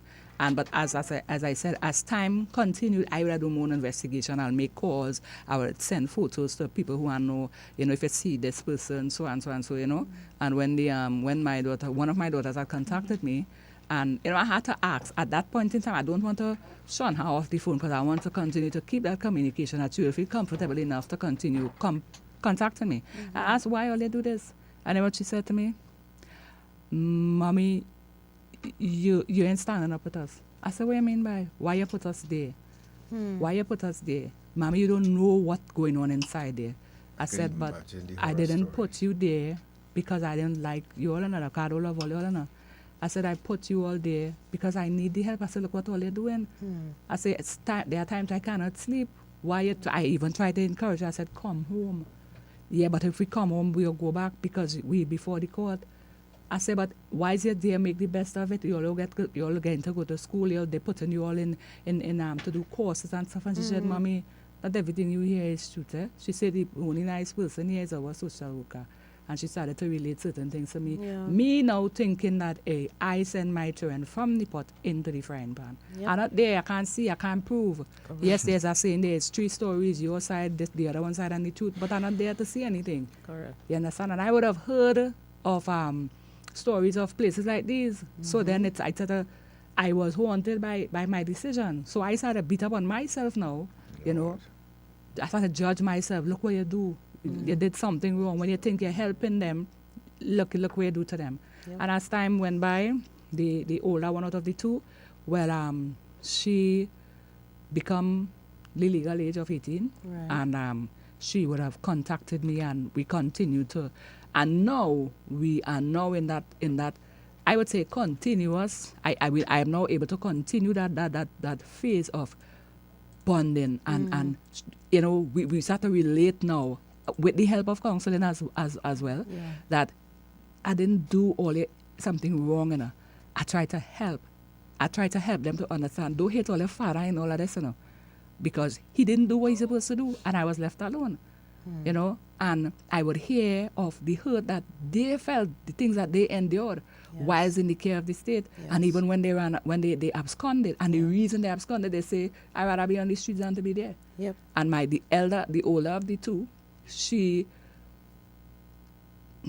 ended up meeting the wrong company, following the wrong sort of company, and she was exposed to heavy drugs until one time she had to be placed into psychiatric hospital. And when I had to go there to visit her, that was one of the hardest things for me, talking to my child 2 bars. Because they had her for assessment, but she was exposed to, yes. Wow. And we went through that. It was difficult. And I am, as I say now, she is at the age of 18. And she is, honestly, I would say she's now recovering. Yeah. Because that would have, that experience she went through, of her relating to me now, she felt as if it destroyed her self-esteem. Yes. She felt like, well, I don't know if daddy and no way here. You know, sometimes she tried in the mix of all that was taking place, she tried to reach out to her father and he would shut her down. He don't want to hear, he don't want to talk to her. He's ashamed of her. That's the things he would say to her. Wow. So then she's saying, Mommy alone in the struggle. That's as well as she relate. That's as much as she related to me. Mommy alone in the struggle. Mommy, you don't can't see already. You don't fight enough. You don't have it hard already. So I try to. We say, well, we are burden to you. I say, but I never tell her like that.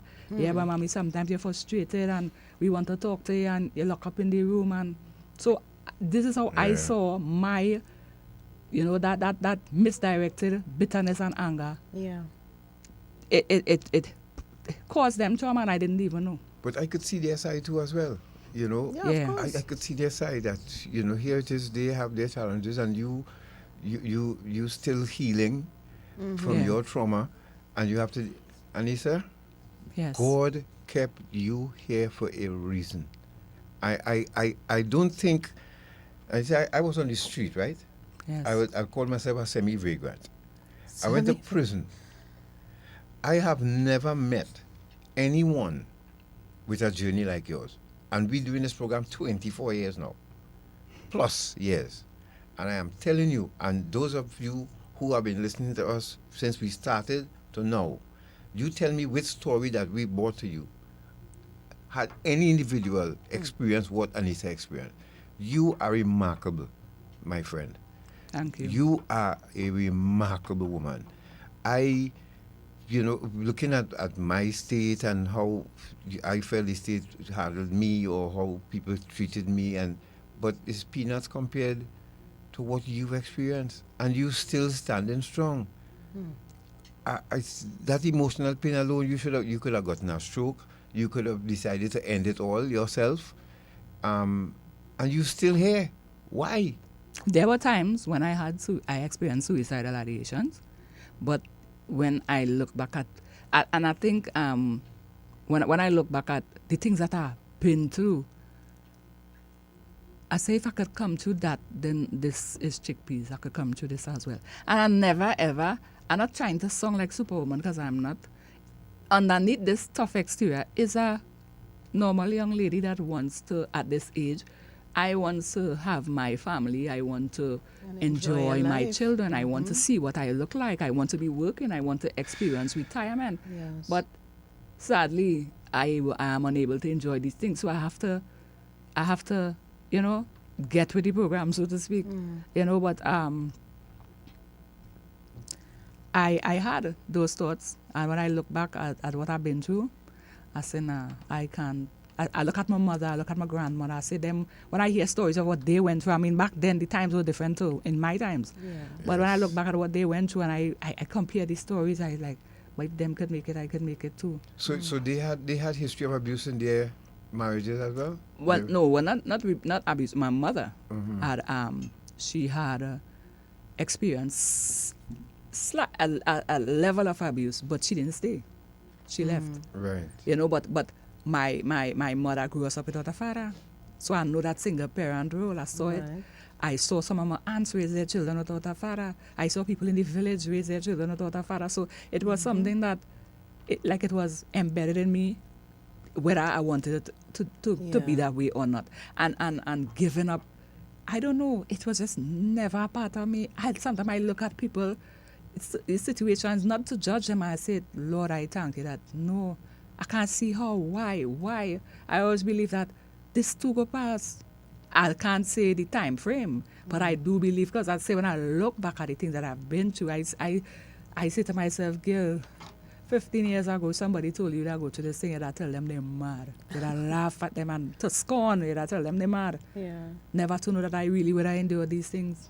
And still at this time, still standing. And again, not by my own strength. This could never be my own strength. If you're Have just to be the joining grace us, of God. if you're just joining us, you're listening to Dependency, where every life is a biography. We speak to one of the strongest women in Trinidad and Tobago, possibly the Caribbean.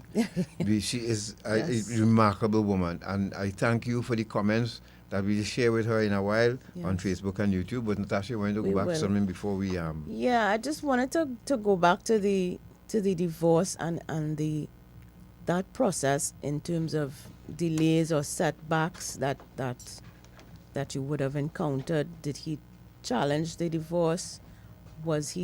Did you apply for any assistance from him in terms of alimony or child support? Tell us about that.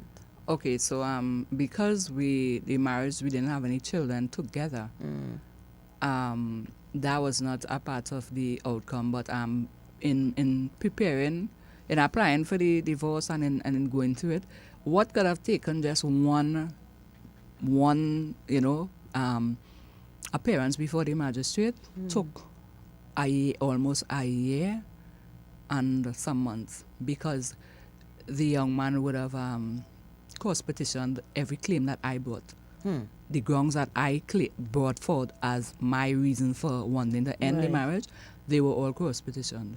But I didn't come with any lie to the court, so I had my papers, from the state to back it up. Yeah, so he did cross-petition it. As I say, it was a long journey. He would bring his documents before the court. Why? But he didn't know. Apparently, he was ill-prepared.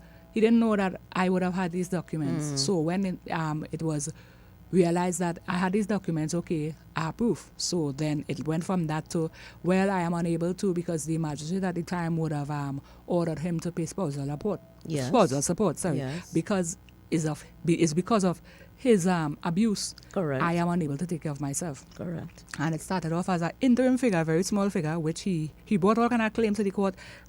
He have to pay this, he have to do that, he have a child, he have this, he have children, whatnot. And well, thankfully, the magistrate saw through it, and there are some of the claims that he brought were, to her, it were frivolous. She did not even take it into consideration. She asked about the child that he spoke of, who he had to pay daycare for. If that was our child, I said no, that was a child he had outside of the marriage while we were still married. And well, that didn't work in his favor. And at the end, the magistrates had ordered that in the interim, because they would have allowed him time for they to do their own investigation and assessment and stuff. Yeah. And each time he comes to the court, he will come with some kind of reason why he can't pay it. Yes. And he would have to bring back proof. So as I said, what would have taken one visit, one appearance before the court and ended, he dragged it along a year and some months. And at the end of it, he was ordered to pay a final sum of spousal maintenance. And he paid that that was 2021. 1, 2, 3, 4. He paid that until 2024. And he stopped because he claimed, well, he has remarried, so he don't have to... What? He don't have to support me anymore. And is that... That's not so. That was not the order that was placed. Has he been... Well, have you had the opportunity to reapply to the court? Yes. Petition the court again for that? Because the damage that he has done to you is lifetime. I have to live with this for the rest of my life. So say him having another wife has nothing to do with me. Wow. But that has been sought after the court, so I don't want to go too much into that. Right. But yeah, that is that was some of the challenges I would have faced with my divorce. Aneesa, once the divorce was final, how did you feel?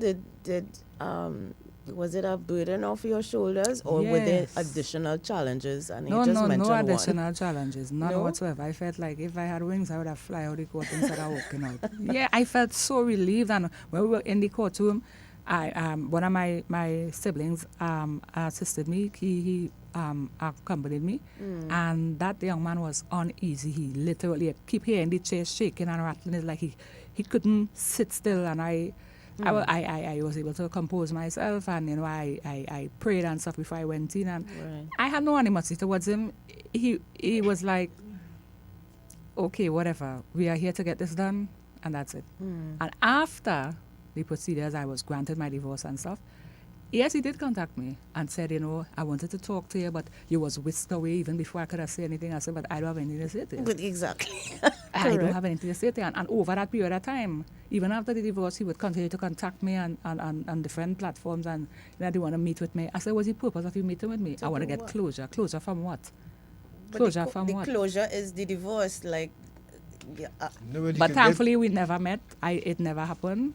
And as time go by, well, as I said, the network providers in Trinidad and Tobago may be very familiar with me because the amount of SIM card I had to change, I had to do what I had to do, but yes. The fact that he was still pursuing an interaction with you says that he. What does that mean, God? Why would a man do that? Well, I can't speak for all men, but just to show that I still have some measure of control over you, that even though of all what I've done, I could still demand that you see me and you come, you know. But if you want to make amends and he wants to,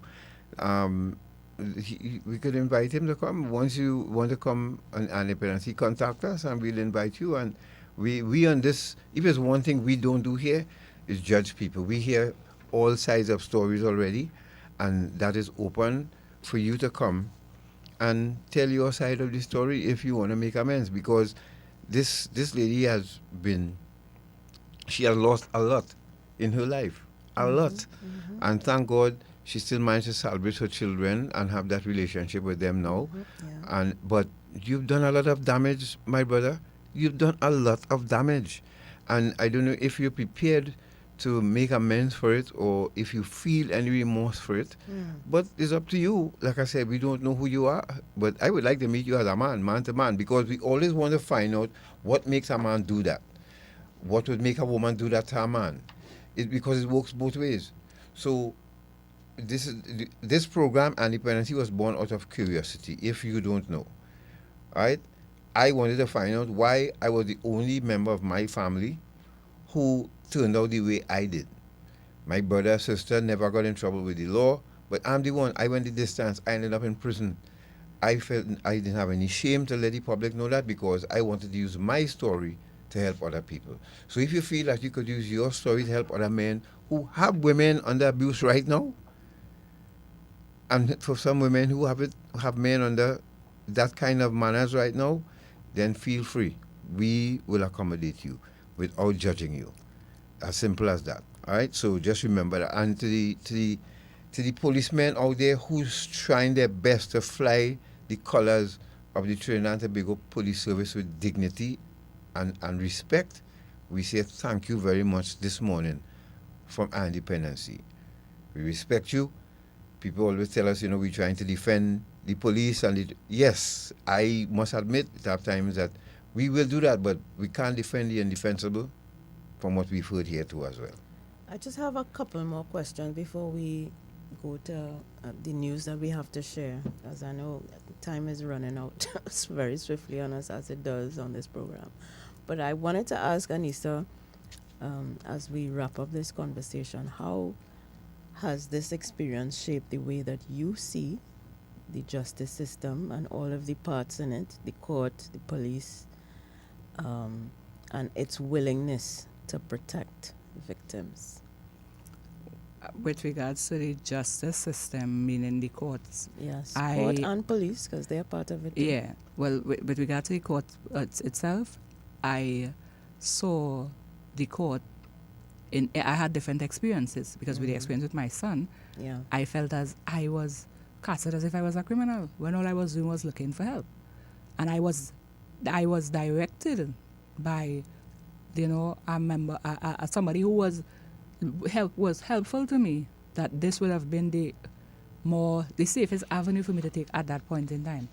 And with regards to the other experience with my daughters, I was very grateful for the help of the court, because there are a lot of programs that they had where I was able to benefit from. Yeah. So with regards to the police officers, I cannot cover everybody with one blanket. there were some police officers that I would have met that acted as if, well, how about I them? Which I know they have to, is their job they're doing. And there were some that, as I said, they took off their police uniforms and they interacted and dealt with me as a human being to a human being. Yep. Right. Yeah. And And you finally, have to say thank you to them. Yes, indeed. And looking back now, finally, what would you tell another woman? Because I know there are women out there who are going through this right now. What would you tell another woman who's trying to escape an abusive marriage but fears the divorce battle ahead? There's always a way out. There's always a way out, and you have to love yourself first. Because if abuse could never be love, no matter how it is measured out to you, whether it is physical, whether it is mental, emotional, and financial abuse as well, this could never be love. So you love yourself first, and if you see the value in yourself, then let that, you do have the strength. We all have the strength. Sometimes we think that we don't, but we do. Talk to people. You can't do it on your own. Speak to people.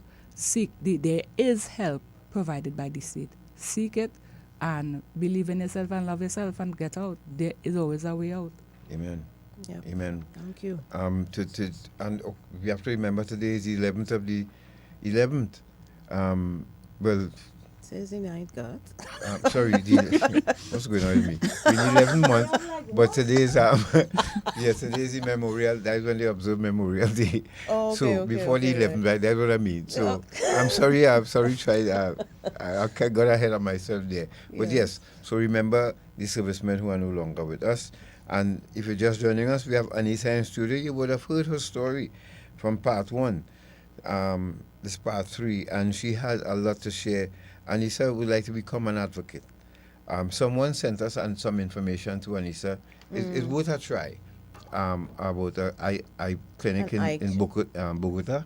Yes, Colombia. And, you know, if I know it would be a glorious day for you if you can see again. Yes, I am sure of that. But we could do some research into this and let's see how this could work for you. Natasha just sent it to you. And so check it out and tell us what you think. We'll check it out too and see if we could have a fundraiser or something to ask the state for some help too as well to get you there to see if you can regain your sight. That I know would be like Christmas for you. That would be everything, Christmas, birthday, everything. Yes. And of course, to my comrades out there, comrades in armed services uniform, members of the protective service, again, we have a lot of complaints too about people, both male and female, you know, in the protective service who experiencing that abuse too as well. You all seek help. For the abuser, that is not normal. It is not normal to be living in a home with someone that every time you pull up in the garage, you're staying in your car because you don't know what to expect when you go inside. You're crying on the way home. You know, when the person come home, your heart's skipping because you don't know who's going to walk through that door. There's no way for people to live like that at all. No one should live like that. Your home should be a safe, happy space. Yes, teeth and tongue will meet, as people say, but at the end of it all, you'll have to share the same bed. You'll have to share the same space. And there are people who don't even want to share the same space with the ex-spouse, but they're still forced to do so. It's really sad for people suffering and going through that pain out there, but our prayers are with you. So let's go to this quick. Natasha will read some comments on Facebook and YouTube, and then we take your call. So let's go with the first one, CTU Outreach, Shortman. Yes, Image A, Shortman. Let's go to that quick because you remember this counter-trafficking unit is still out there, and they're looking out for all of you, the people of Trinidad and Tobago, with regard to, you know, curbing this modern-day slavery. So the first one, they had an outreach in San Fernando this time. Yes, they did a school outreach, as they have been doing for the past couple of years, school outreach to St. Joseph's Convent in San Fernando, and to speak with Form 4 students about the risks of unsafe online use and how it can lead to human trafficking. The authorized officers of the CTU shared practical tips to help students to stay safe online and protect themselves and their friends from exploitation.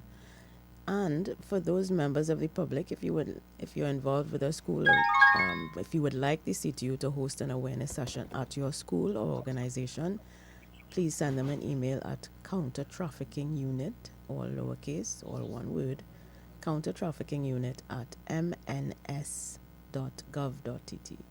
Yes. So that's the CTU continuing to, as we continue to highlight the work that the CTU is doing in raising awareness about human trafficking across the nation, and especially with our young people. Look what cocaine did to our sportsman. And coming up, I want parents especially to see what police found in Tobago and the ecstasy pills.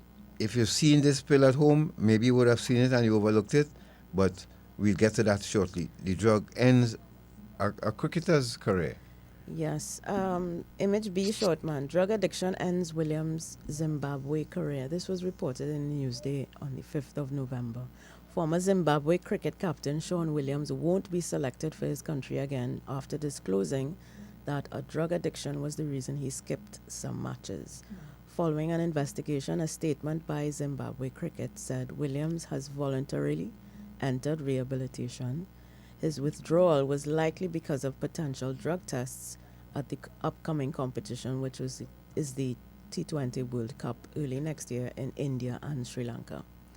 Zimbabwe Cricket did not give any details on which drug Williams admitted to using, but said he had a history of disciplinary issues and repeated unavailability. And this is not the first story that we've heard about cricketers in particular who have developed a drug use disorder, but it is an indication of the fact that athletes are susceptible to drug use disorders as well, and they some of them can mask it very well, and it seems as if Williams was able to do that. But but crack cocaine can hold you prisoner. Cocaine can, trust me.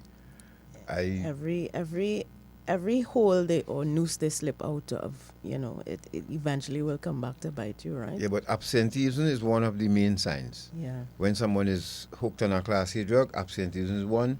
They always have an excuse to not come to work or leave work. Mm-hmm. Or, remember till I called in a bomb scare along Sokela Mall one time? Yes. And yeah, I did that. I was living in the east at the time, and somebody gave me the house to stay in, and I stripped the house clean, and one day I was supposed to go to work. I was working in the gym in Long Circular, and the rocks that I had finished quick. So, and I wanted more, and I called Long Circular Mall and said, "There's a bomb in the mall." So I better clear the mall, hoping that they will close down the gym, close down the mall. Just to avoid going to work. The lady say, "Yeah, right," and hang up on me. I said, "Well, can you get that right, boy?" And I use the neighbor phone to make that call. If back then there was a trace calls, I think the technology was that poor neighbor, and he was working customs at the time, a big man in customs, put the man in trouble. Call that bomb scare from the one phone. Let's go to the pills quick, folks. So the next one, short man, image C. This is the latest arrest. 15 migrants detained in Tobago sweep. Woman arrested with ecstasy. 15 Venezuelan nationals were detained during a multi-agency police operation in the Scarborough and Crown Point districts on Friday. The exercise, Operation Trident, was carried out between 5 a.m. and 11 a.m. and involved officers of the Tobago Divisional Task Force, the IATF, GEB, SIU, Immigration Enforcement, K9 Unit, Traffic, Scarborough and Sherburne Police, and the Trinidad and Tobago Regiment. 30 people were searched at an apartment complex in the Bacalay Signal Hill area under the Emergency Powers Regulations. Street check forms were completed for all persons. You know what is a street check form? Police have a form when they pull you over. Mm-hmm. They ask you certain questions, and you have to fill out that form. So I want to believe it's that they're speaking about. But it's a sort of way to identify and Right. But the pills, did you have a picture of the pills? Yes, well, it's the generic. It's in the background of this image D Shortman. So the story continues. 14 Venezuelan nationals were held for illegal entry including an 18-year-old male and a 16-year-old female who are to be handed over to the Children's Authority after medical examination and interview. One woman, a 22-year-old, was additionally arrested for possession of 0.26 grams of a substance resembling MDMA, a synthetic psychoactive drug with both stimulant and mild hallucinogenic properties. It is widely known by the street names ecstasy and Molly. I don't think that the image that was placed in the newspaper article is actual image of the drugs that were found, but generally MDMA is presented in a tablet form. It looks like it's a colorful tablet there that has a little stamp on it with a heart or some other design. A smiley face or something like that, if you see anything like that. But they come in orange, green, pink, red. Multicolored. So be on the lookout for that. They're going after our children, people, and we're not making this up. So let's go to the line. Let's take some calls and share some of the comments from the folks on Facebook, Yes. Natasha. We always promise to do that, and because we have lots and lots of comments from people on Viola Facebook. says Aneesa should be sitting around the table when the conversation about domestic violence situations is being discussed. Her strength has saved her. She is far from finished. With the right support from her family, I'm sure the daughters have their story. Everyone is affected. Who else? Angie says she is such a heroine and pretty intelligent also. She is also a very attractive black woman. Huh?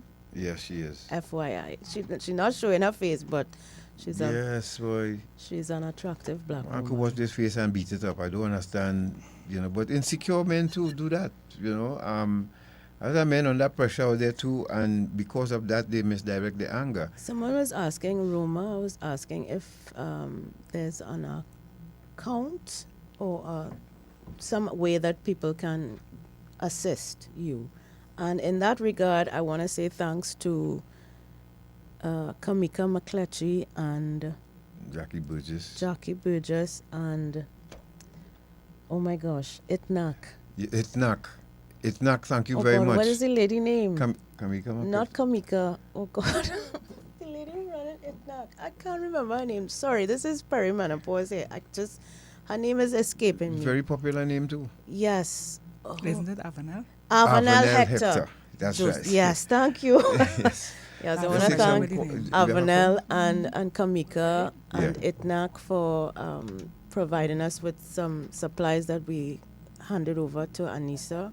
And of course, Jackie Burgess as well, who came to the studio to drop off her donation as well. Thank you so much, Jackie. You have a call. You have a call. A very pleasant good morning. Hello. Good morning. Thank you very much for taking my call. A very pleasant good morning. This is a suicidal call. I don't know if you all ever received this. This is what, sorry? How you all treated it. This is a suicidal call. Your call is a suicidal call, you're saying? Yes.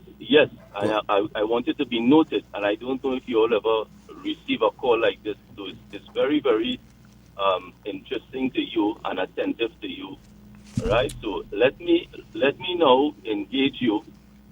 Mr. God Sinclair, I believe that the soldier in you have washed out because the young lady that has been narrating her story, all I heard was retribution.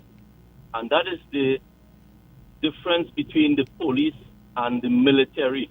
And a U.S. ambassador would have indicated the longer you keep soldiers on the ground with the police, they're going to be softened. And it seems as though you have been softened by your new incarnation. Because soldiers were trained for one purpose, retribution. Okay, so... And you cannot argue with me with that. And that young lady is speaking about retribution in terms of her expectations, in terms of the institutions and what they were supposed to provide to her, in terms of support that failed and was manipulated for their own agendas, which we all know. Sometimes you may apply for certain things.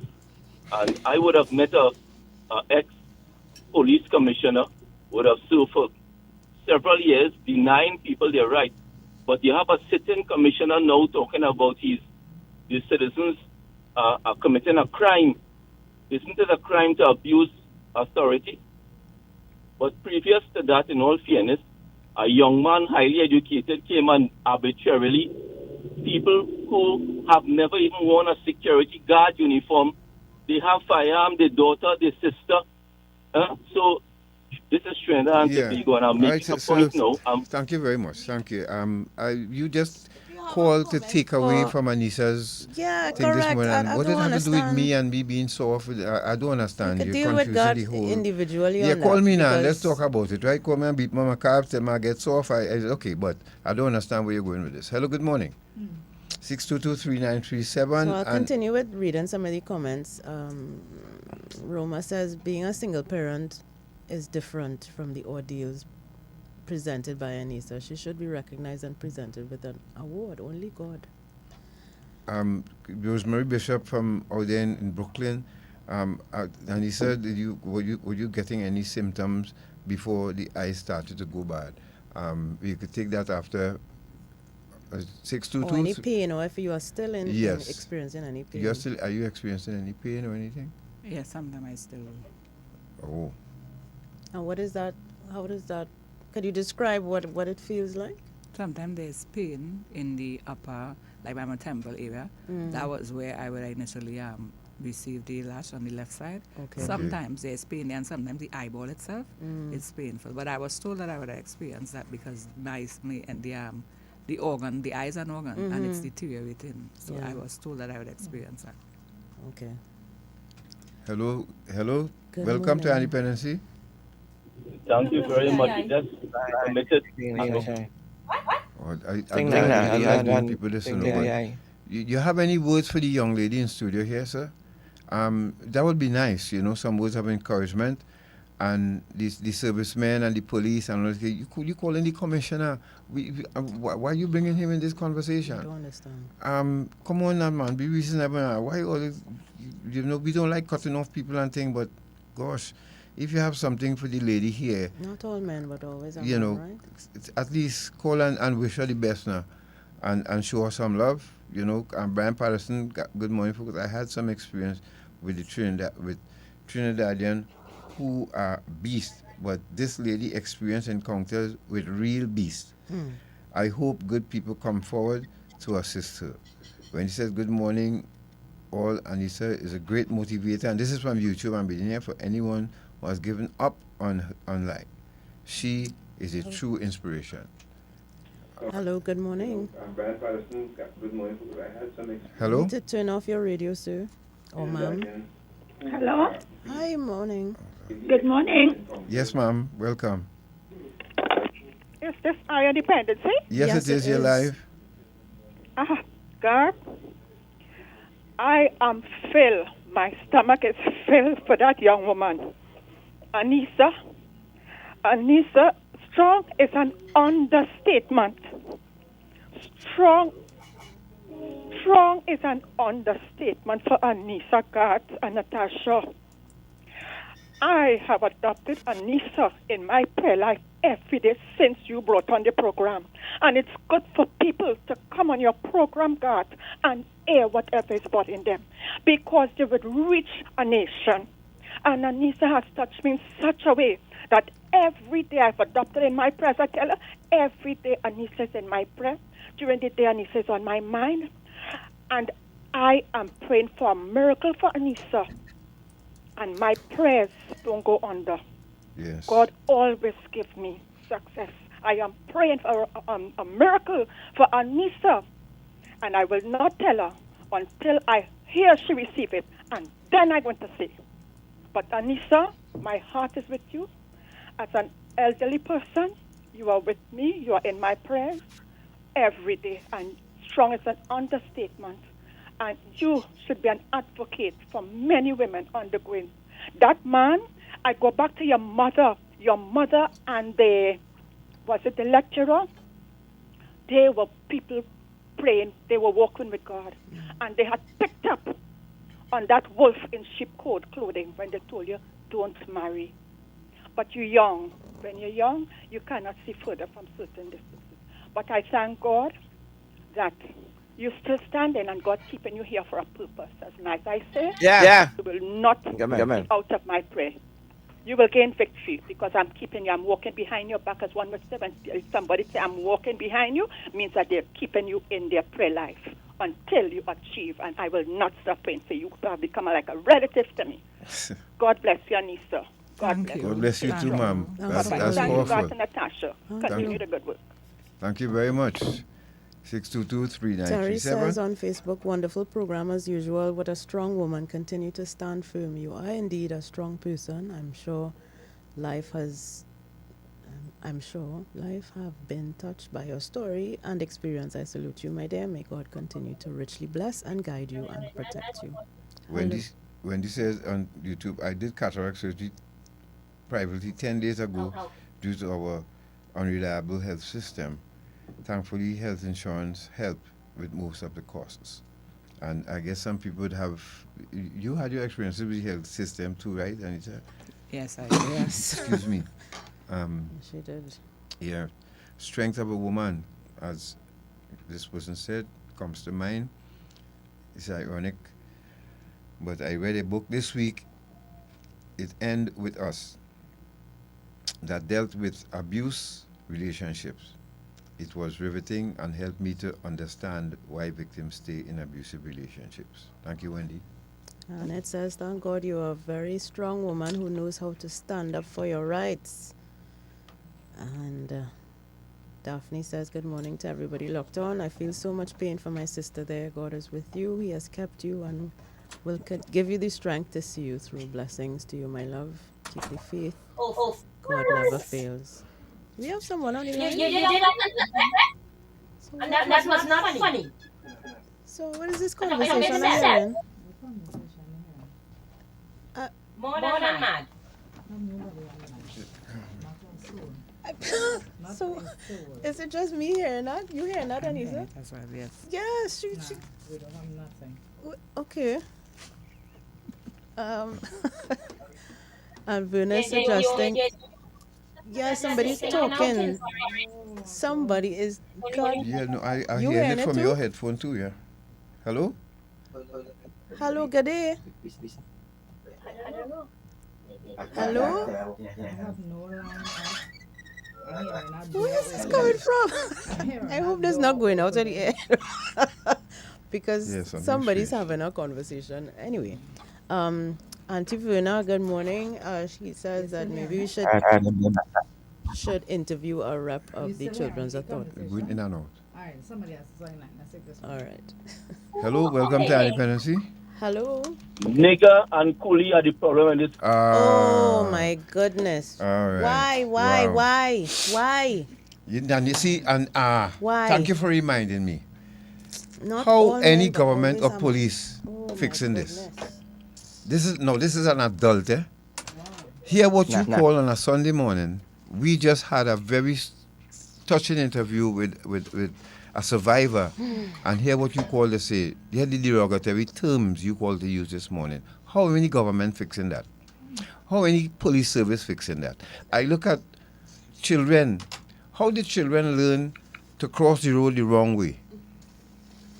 Tell me. I look at what children perform, especially in school uniform on the streets today, and I am scared of them because they step out in front of your vehicle and you just have to stop.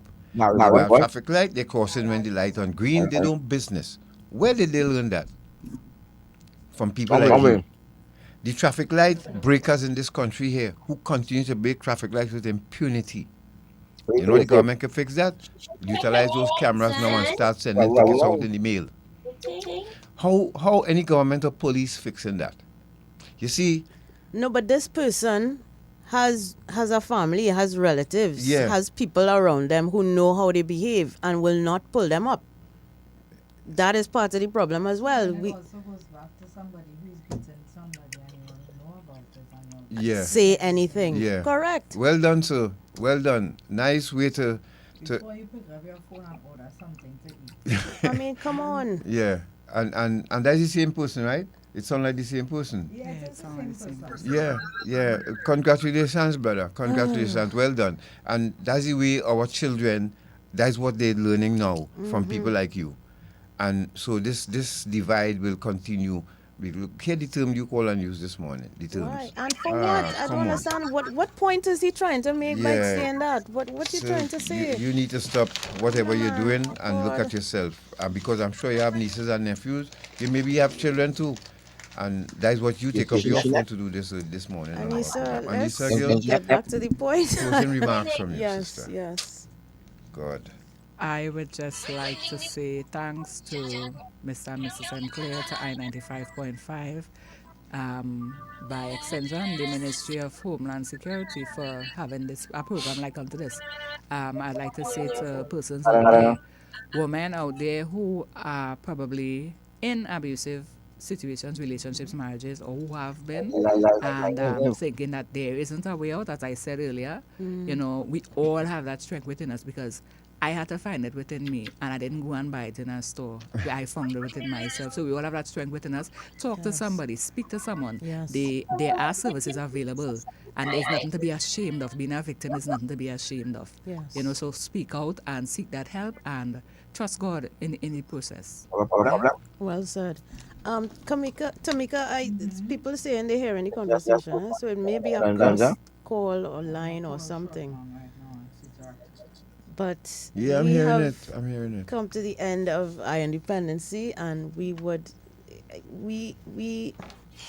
are really, really grateful that Aneesa was able to come in and we were able to lay our eyes on your beautiful face and your beautiful spirit, and to be able to share your story and have our audience commiserate with you as well.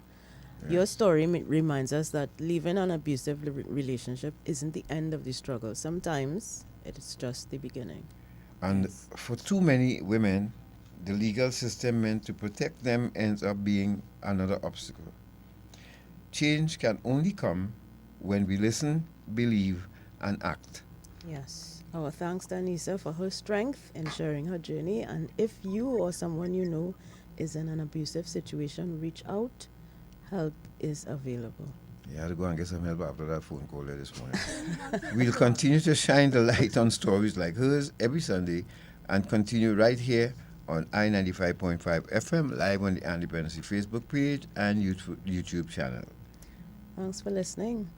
Annette, all you crew, the whole crew on Facebook, YouTube, thank you so much once again. Don't forget to like the live before you leave. Please just remember to like the live before you leave. All you beautiful people on Facebook and YouTube, thank you so much. And of course on I-95.5 FM.